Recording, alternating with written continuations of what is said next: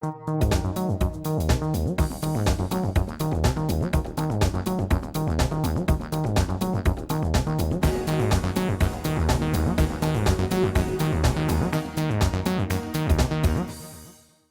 also want to just for a second pause and remember those who were affected, those who fell on 9/11 16 years ago. It's amazing to just pause for a second and realize that it was 16 years ago, but it certainly has had a lasting effect on the people of this country and I think around the world. So we certainly today remember those impacted by 9/11. I also just want to make mention of those who have been impacted over the last few days by Hurricane Irma, our friends to the west impacted by Hurricane Harvey as well. We know all too well the impact that storms have on people and the importance of coming together. Today I'll have a message for you about our community and technical college system. For those of you in the room who've been around this state for a number of years, you'll recall that in the mid-1990s we faced a number of challenges, not the least of which was the need to grow a workforce to solve some of the biggest challenges that Louisiana faced. In October of 1998, on the ballot was a constitutional amendment for the creation of a community and technical college system. At the time, that creation was viewed as the solution to solving a lot of what ailed Louisiana. And that solution was the creation of the community and technical college system and thereby creation of a workforce. So 20 years later, where are we? This October will mark the 20th year, the beginning of the 20th year since the creation of this community and technical college system. Now, a bit of a then and now. At that time, there were 3 colleges across the state that were accredited by the Southern Association of Colleges and Schools. You had a number of other institutions and campuses throughout the state of Louisiana that provided technical education. But in terms of the comprehensive nature of a community and technical college system, we really had 3 institutions.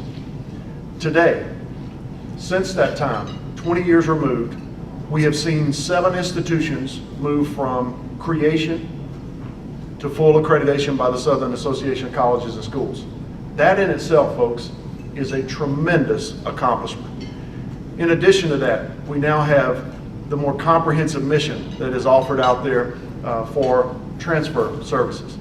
You know, a number of us back in the 96, 97 time frame, I can remember at the time being a young administrator at a 2-year college in Louisiana that is not within the system that is the LCTCS today. And I remember thinking to myself, what do we really mean by workforce? What is it that we're really trying to accomplish by workforce? Today, I think it's fairly clear, and it has been well defined, largely by the work that we've done to create Louisiana's workforce. So as we think back to the work that's gone on, how do we know that we've sort of come of age? How do we know that this community and technical college system, 20 years removed, has done what we hoped it might do? Let me give you a couple of data points. This past year, Lumina, probably one of the most respected names in the education policy world, as a part of its A Stronger Nation report, indicated that Louisiana had the highest percentage of adults with a high-value short-term credential in the nation. How about that?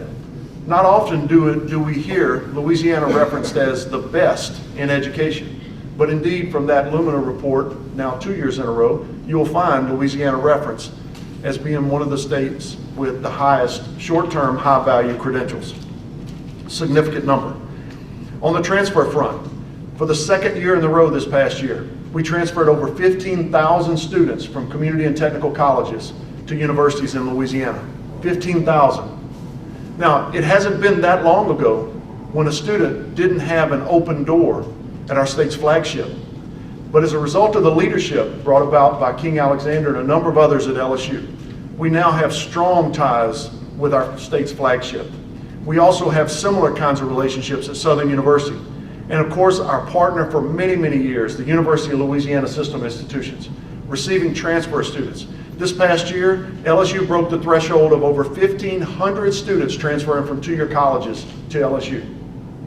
Not only are these institutions opening the doors and saying that our students are welcome at the universities, They're also willing to provide scholarship opportunities for those students, support services once they arrive. 15,000 people from across Louisiana that today have opportunities to pursue a baccalaureate degree beginning from a two-year college. That's substantial. Another success point that says our colleges are doing what was intended in the 96, 97, and 98 time frame when we knew that we needed to develop a workforce and an infrastructure of a two-year college system.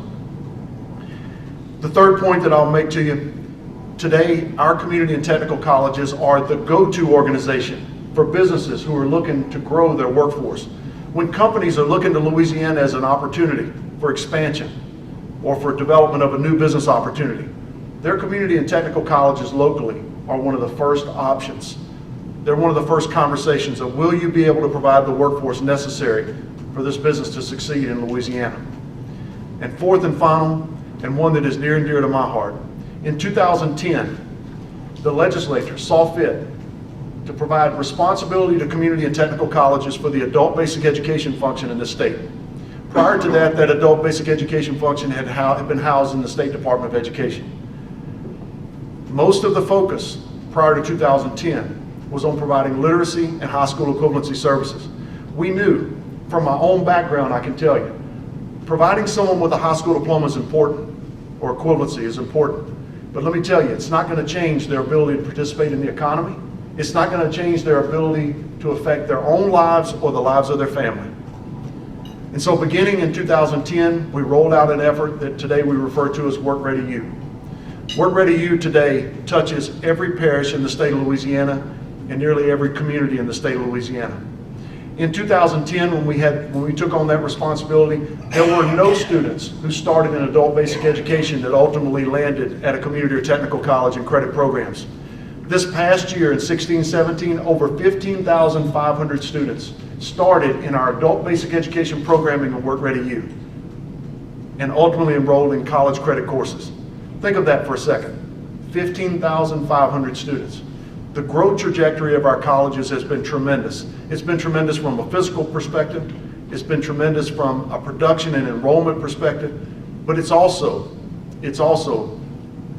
been a steep trajectory in the number of graduates graduating from our institutions, changing people's lives every day of the week.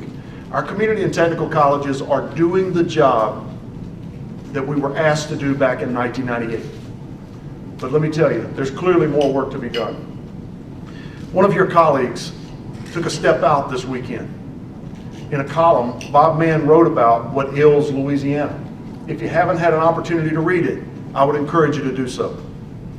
It took guts to write what he wrote, but I have to tell you, I think there's a lot of truth to what Bob Mann said in that article. What concerns me is how we will solve those challenges.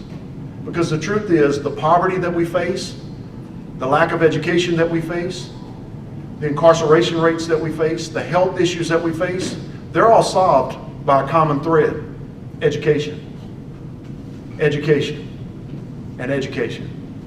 You see, most of the cost infrastructure in the state of Louisiana, it's borne by a group of people that lack education. We are a state of 4.6 million people.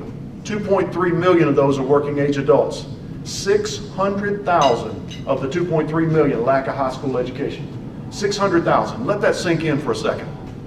The weight of 600,000 people borne by the state of Louisiana's budget, that is the problem. We can frame it around tax policy, we can frame it around healthcare, we can frame it around whatever issue you want. Until we solve the demographic issue that the state of Louisiana faces, we'll continue to have the problems that we have today. Where are those challenges solved? They're solved in the institutions that I represent. They're solved in the institutions that higher education overall represents. That's how we will find our way out of the current challenge that Louisiana faces. The future of the state of Louisiana in solving the problems that we've just talked about happens within higher education overall. In the past, there has been an environment of distrust, an environment of friction among higher education. Those are the days of the past. In fact, I'm here to tell you today that higher education must be unified. The conversations and the work that we have done over the last couple of years, in particular with the leadership from the University of Louisiana system and Jim Henderson, with King Alexander, with Ray Belton, with Commissioner Rollo, is better today than I have ever experienced in Louisiana.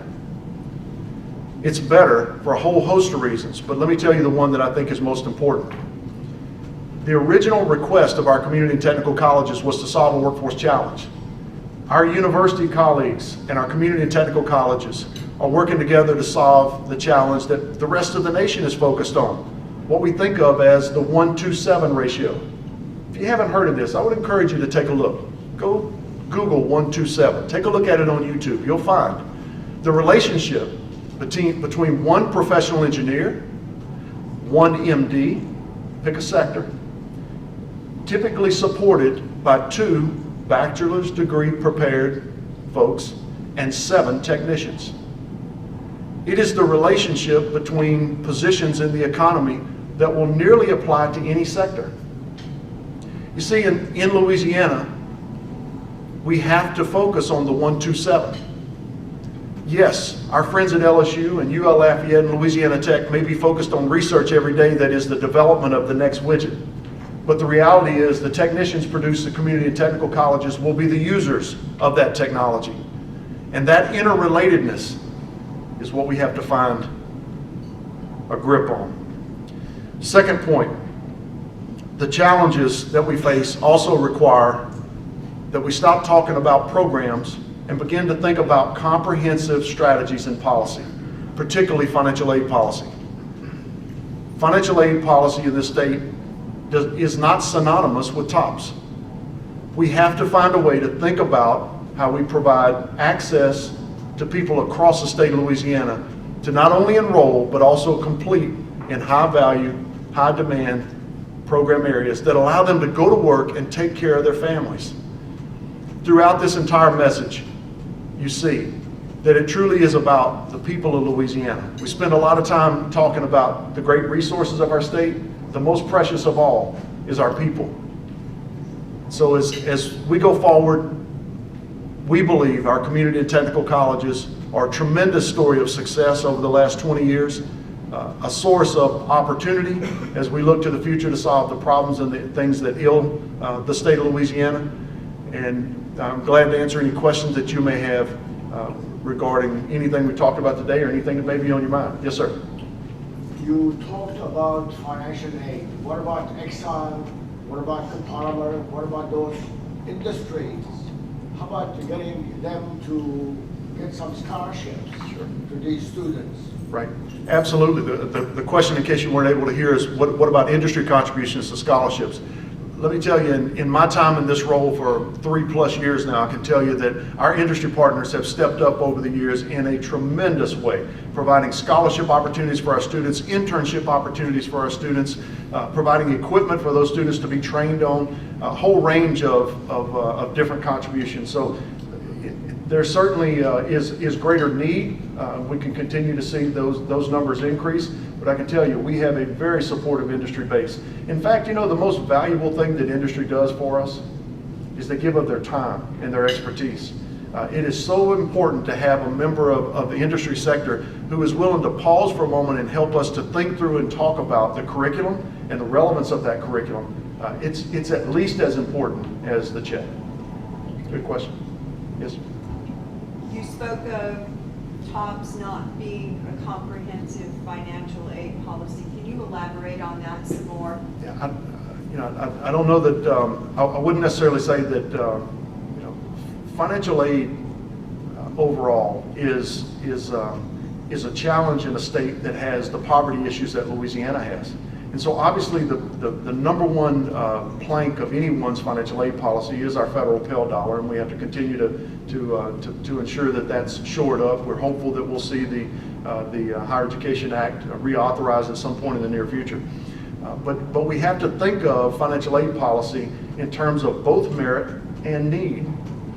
Today, obviously, TOPS does an extraordinary job of providing resources for those folks who have a merit that has earned that award, and we're very much supportive of that. Continue to be supportive. The thing that I'm most concerned about is that we are leaving some folks behind in the state of Louisiana who have a financial need and need an education to be able to participate in this economy and gain that level of education. Yes. I recently moved here from North Louisiana, and I was involved in the Webster Parish Planning Commission on a minimal level.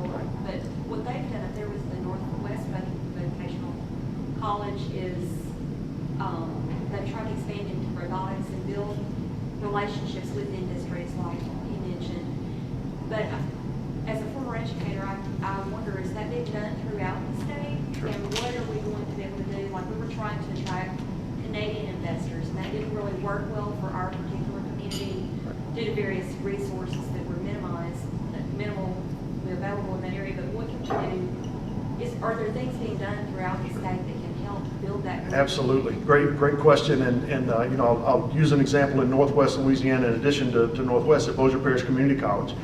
That college, along with Louisiana Tech, is working with CSRA, producing a whole range of people in the IT field so that there's a workforce available to be able to address the workforce needs.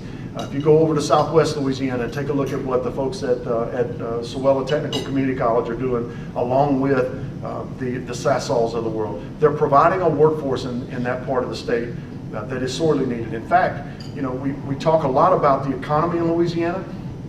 Southwest Louisiana, and the Lake Charles market in particular, is probably the largest demand market to be found anywhere in the country. And so the relationship between the college and those industries is stronger than ever. And it continues to grow as you look across sectors. Weeks Marine over on the North Shore, classic example of their relationship with North Shore Technical Community College. You can find those relationships. You just had BP just recently made a significant announcement along with one of our colleges, Fletcher Technical Community College. So you're seeing more and more those relationships growing and developing. So that brings up another question. I have heard that there's a lot of oil and gas and chemical relationships and a high demand for a workforce there. What can we do to reach out to North Louisiana, where you have all of the people that have been displaced by the oil field, to get them the knowledge that they need to get relocated to this area? You know, I'm not so sure that it's a relocation effort. I think, yes? Yes, sir. Sure. The question is, what do we do to help extend those relationships with business and industry to North Louisiana, helping those folks to be able to relocate to the southern part of the state? I think what's going on in North Louisiana, I'm from Northeast Louisiana, and I can tell you that's not a direction that most of the folks in Northeast Louisiana want to go. In fact, what they want to see is they want to see a market that grows in Northeast Louisiana. And I think what you're seeing along the Interstate 20 corridor rivals anything in the country from an IT perspective. You're beginning to see the growth of CenturyLink, CSRA. You're beginning to see the connections that occur from an IT perspective that is diversifying the economy in a big way there. Agriculture is still a huge part of the economy. And certainly our colleges are involved in the production, of a workforce for that sector. But the IT growth there has been tremendous. Yes, sir. Could you explain what a high-value short-term credential is? Why is it short-term? Sure. The short-term nature of it really sort of appeals to the student. If you think about it, we spend a lot of our time talking about college education, and we focus on 40,000 high school graduates every year. The truth of the matter is that we're not going to change and solve the problems of Louisiana 40,000 high school students at a time. Now, don't get me wrong, they are our future. Those 40,000 kids every year are really important to us. But it's the 27 and 28-year-old mother of two who's out there working a couple of jobs, who wants a better life, who's capable of performing in a college classroom and earning that skill set, that has a short window to get into a training program or education program, complete it, and get out. It's the person who's trying to move from $8 an hour to $18 an hour.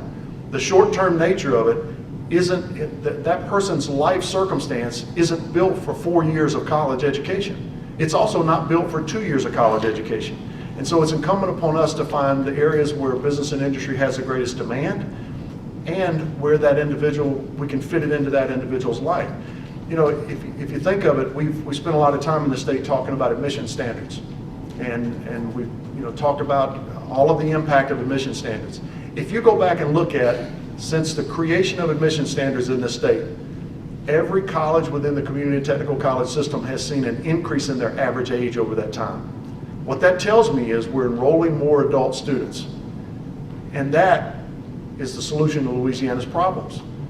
I just mentioned to you 600,000 adults with no high school diploma, another 525,000 adults with only a high school diploma.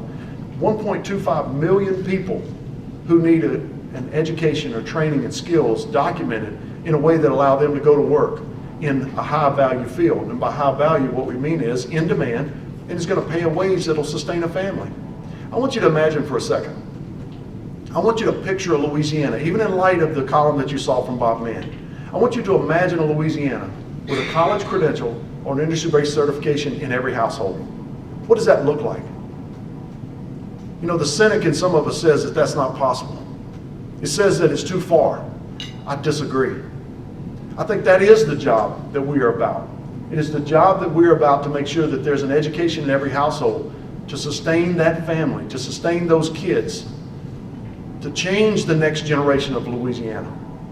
That's what high value short-term credentials can help us to accomplish. Yes, sir. You use the term short-term value. I remember at the Winfield Votech School that there was a log harvesting course. You may Right. probably remember that. And those guys could come out of high school or come out of minimum wage jobs, and in 4 months could be making $25 an hour. Right. If you just pause for a second and think about what $25 an hour looks like in Winfield, it's a decent living to take care of a family. Yes.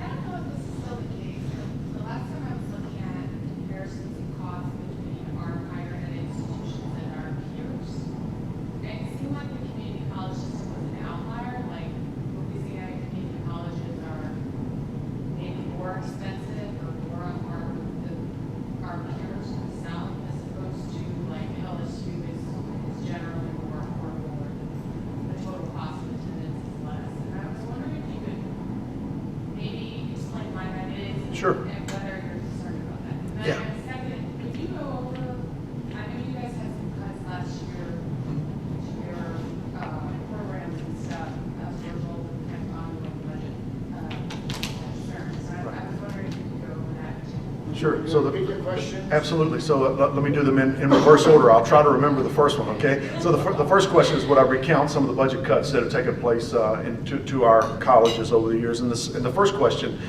related to the price point of tuition for our community and technical colleges in Louisiana and the comparative rates to the SRAP. Is that fair? So in terms of the cuts, look, we don't stand before the public and before the press and whine about the budget cuts. That's just the reality, okay? I don't like it. I think it's wrong-headed. I think we need to solve the problems that exist in Louisiana and invest in our people. I think you can get that from the earlier message. We've lost $82 million since we began this odyssey 9 years ago. But let me tell you what's happened along the way. What's happened along the way is in 9 years, the faint of heart have left. The people who couldn't stand the heat have gone. And to Bob Mann's comments, I'll just tell you, I'll take the team we have any day. The team we have now are here because they want to be here. They want to solve Louisiana's problems, regardless of the budget challenges. We have to fix the tax structure in the state of Louisiana. That's no doubt. There's no doubt about that. But the reality is, what's driving this whole budget situation is the increasing cost of health care. Let's call it what it is. We could raise taxes. We could lower state costs. But the reality is, in the next year, and the next year, and the next year, healthcare costs are going to continue to rise. Until we solve what really ails us, we have to have more people working, more people educated, and more people contributing to the whole, or we're not going to solve the overall state budget problem. In terms of the tuition costs, the equation is very simple. Of the southern region states, we're one of only 2 that does not have local contribution to the total budget. We have a state dollar that comes to us from the state of Louisiana, and we have tuition.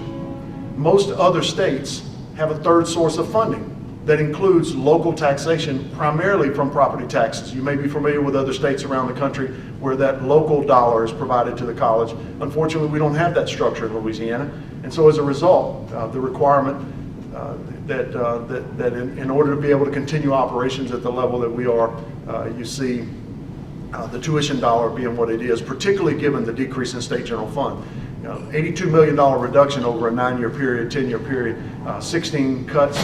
I mean, it's very difficult to keep pace with that level of reduction. So those are the primary drivers on the tuition front. Is that not, so that distinguishes us from our peers as opposed to other 4-year institutions? I'm not comparing to other 4-year institutions. It's not typical to have a local taxation or local property base for universities, right? Just for 2-year colleges. Very good. Yes, sir. 3 or 4 years ago, there was this projection of this huge boom, particularly in the construction industry. Right. We haven't seen it. Even in Lake Charles, where we go to the jobs, many of those are filled with out-of-state license plates. So I'm concerned about the challenge of employment opportunities for the programs you have there. Are those people able to really come out and what job opportunities are available? Yeah. No, that's a great point. And from our perspective, it is not a challenge to have our folks earn employment or gain employment, particularly in Southwest Louisiana. The greater challenge is having those folks complete the program before they go to work. Are there folks from out of state working in Southwest Louisiana? Absolutely. There are folks from out of the country working in Southwest Louisiana to some extent. But the reality is we need to be able to provide more opportunities for the people of Louisiana to make sure that they're the ones filling those roles. We are fortunate to have the bountiful oil and gas opportunities that we have in Louisiana. Unfortunately, I don't think we've taken as much advantage of it as we could be and should be in terms of making sure that it is our people that are going to work in those sectors. I'll go back a couple of years, probably one of the most innovative policies in higher education to be found anywhere in the country, and it was done right here in Louisiana 3 years ago when we passed the WISE Fund. Now, the WISE Fund's gotten quite a negative rap around the Capitol and in Baton Rouge, but it's gotten a negative rap not because it was bad policy, but because we didn't fund it. Let me tell you what our colleges were able to do with the WISE Fund. We were able to take $12 million, again, paper money because it didn't all materialize. We were able to match it with $7.5 million from industry.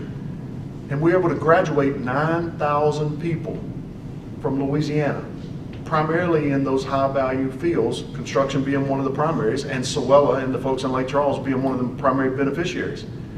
That's the kind of education policy and investment that happens when you have a community and technical college system that is being responsive to needs. And let me tell you, it's not just our 2-year colleges. Universities played in that space as well and did extraordinary work in increasing the number of computer science graduates and engineering graduates. We need more of that kind of strategic investment. That's what Louisiana should be focused on. Yes? You spoke about non-traditional students, as they're referred to, that have flocked to the community and technical college system. Can you give us a comparison on that with the available financial aid for them? Because obviously non-traditional students are not eligible for TOPS, so that, and though many of them are eligible for Pell Grants, many are not. Sure. No, great point. One of the biggest challenges for adults is letting go of the day-to-day couple of jobs that they have in order to be able to take the time to go back to one of our institutions. So the federal Pell dollar is a big part of that whole, but remember, the federal Pell dollar is primarily going to pay for the cost of tuition and fees and books. How are you going to live? That becomes the question. And for most of these folks, our average age, by the way, in credit programming is 27 and a half, not 18. So think of that, 27 and a half years. You're going to stop for a few weeks, months, perhaps years, and go back to school. How do you accomplish that? Let me tell you what some other states have done. Tennessee, just as one example, created the Tennessee Reconnect program that sought to find those adults who need to go back to school and provide them with an educational opportunity. There's an innovative financial aid strategy for you. If that's the issue that we know is our greatest challenge from a cost perspective and from an educational attainment perspective, there's an opportunity for us to be able to make a strategic investment in those people to ensure that they're enrolled in those high-value credentials and can go to work and make a living for their families. Yes, sir. Following up on Lewis's question, in addition to teaching and equipping these students with skills, are you collaterally working with these industries and saying, hey, we've got students that are going to come out with these skills, or what do you need us to teach so that they come out with not only a diploma, but an opportunity. Absolutely, and it actually becomes a handshake, right? Because industry is at the table with us, sharing with us the kinds of curricula that they're looking for, the kinds of skill sets they're looking for in those individuals, and also, you know, the non-hard skill kinds of things, showing up to work, making sure that they can communicate with one another and work in teams and those kinds of things, all a part of the curriculum. But the other side of that is a conversation between the college and industry that says, don't hire these folks until they have the credential you're looking for. I understand the pressure of the job market, but we need people who are able to complete, because here's the reason. Oftentimes the job that they're being hired for, at some point, it will play out. What happens to that individual when they don't have the skill set documented? They've got to have that credential in order to be able to survive in this economy. It becomes really important to complete. Yes? I think about the fast food industry and the fight for living wage. What kind of, and that's an opportunity for you guys, because that's the model. What kind of recruiting opportunities and innovation recruiting are you doing to reach those people? So, We can't hear the question. yeah, so the question is, what are we doing to recruit that non-traditional student population? You know, the high school population is one that becomes, we all know how to recruit the high school population, right? We've done that for a while. And going down to the local high school and telling the story and getting folks interested in attending the college, that's important. We need to continue to do that. But where do you find the adults? Let me tell you, I'll call out Quentin Taylor, who's with us today, who's our Executive Director for Public Relations, has done an extraordinary job of working with pastors as an example, right? Now, who do those pastors know? They know mom, they know dad, they know grandparents, right? They know aunts and uncles, and they know how to get to the folks that are in that 27-year-old range, the folks who need those services right now. So churches are really important, community organizations, going to the places where adults go. We can't be afraid to go there and market the services that colleges offer to adults. Daycares, classic example, where these folks are showing up at their daycare for child care services. Let's be sure that the folks at the daycare understand the kinds of services that we offer. The most important part of this is we have traditionally thought of universities' mindset of how we recruit 18-year-old kids. The reality is the most potent recruitment tool we have is the financial tool. And the financial tool is the investment that a student is expected to make and the return that they're going to get as a result of completing the credential.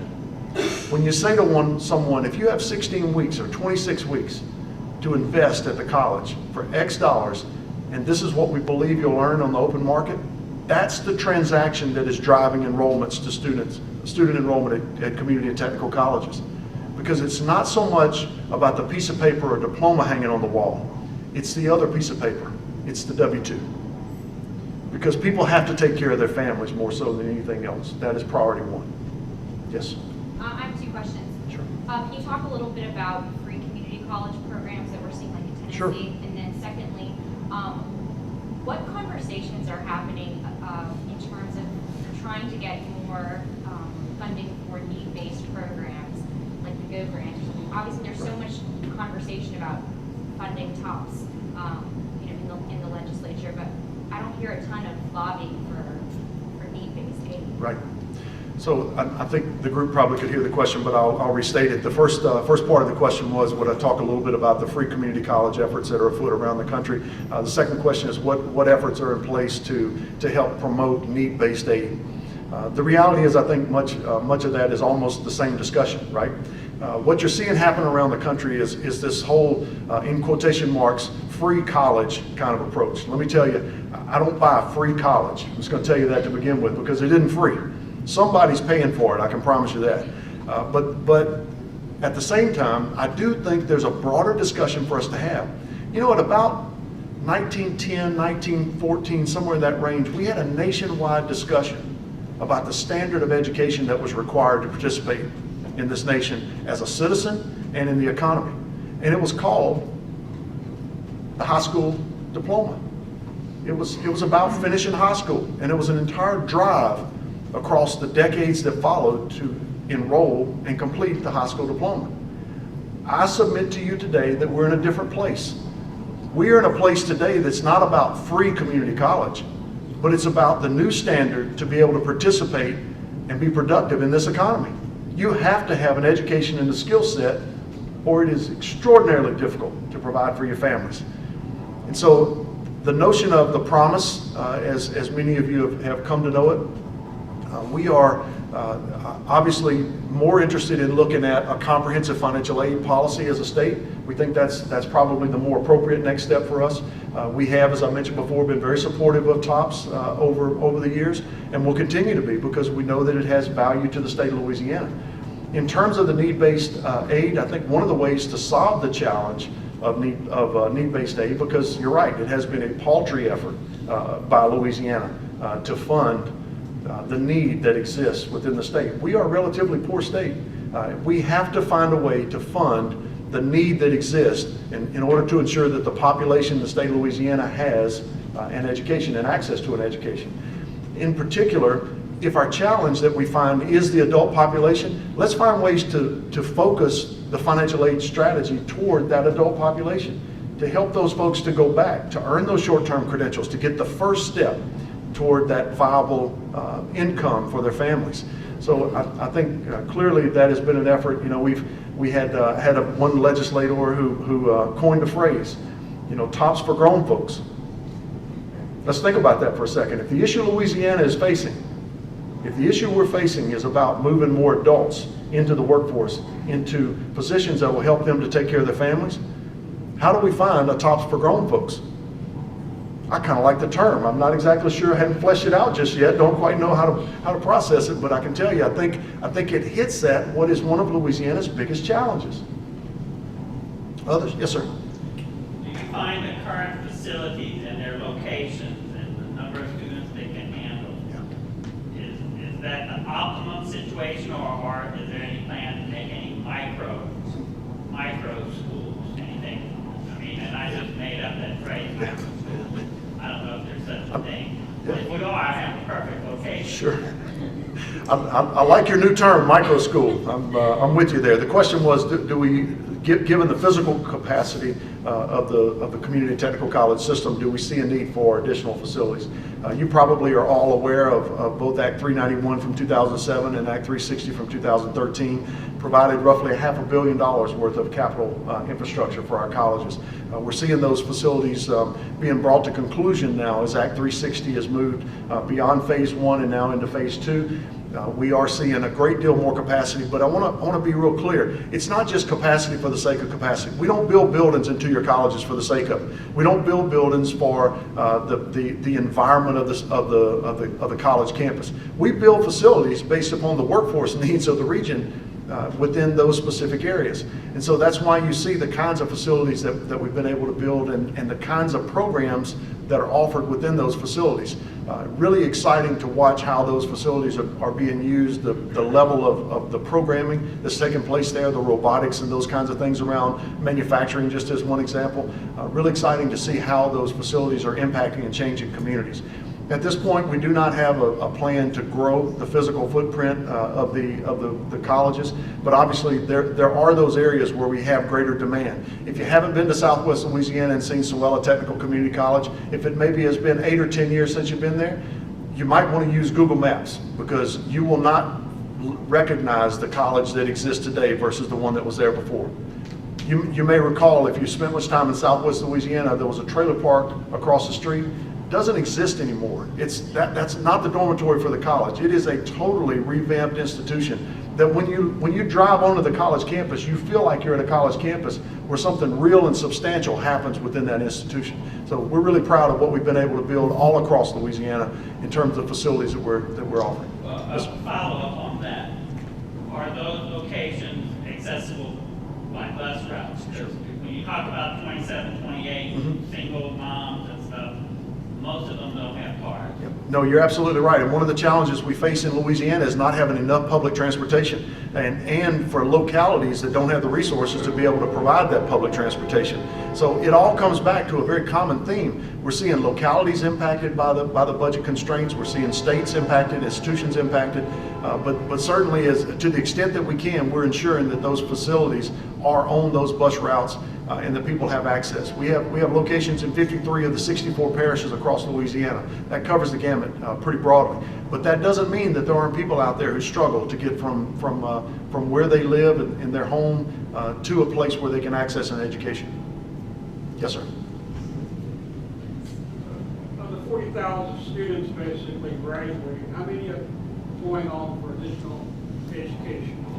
You know, that's really important to note that not all students who go on and transfer to a university complete first.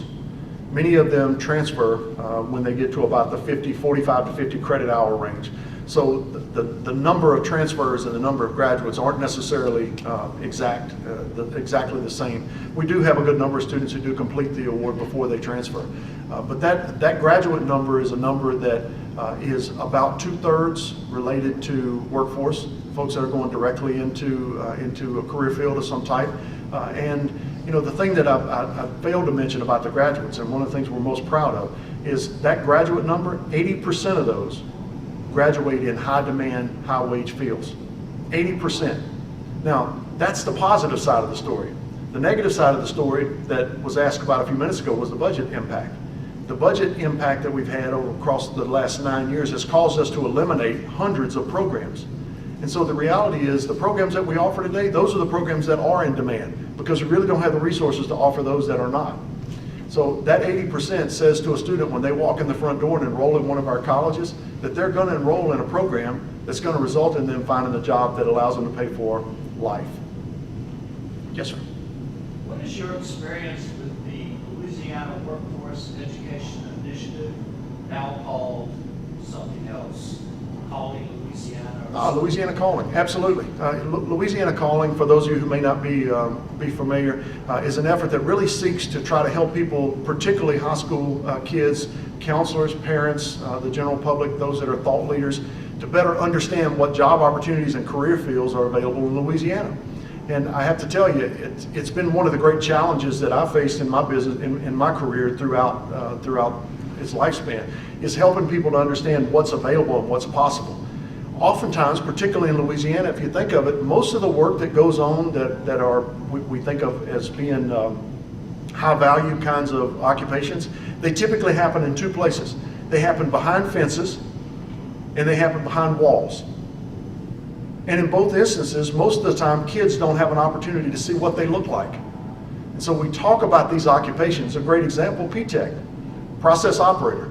How do you explain to someone what an operator does if you don't have an opportunity to see it on a regular basis? So Louisiana Calling has been about the business now for a couple of years of trying to tell that story, to help people understand that it's not just simply about a career or an opportunity, but if you've seen some of the advertisements and some of the spots, you know that people understand that changing lives, changing their own life, allows them to leave a legacy.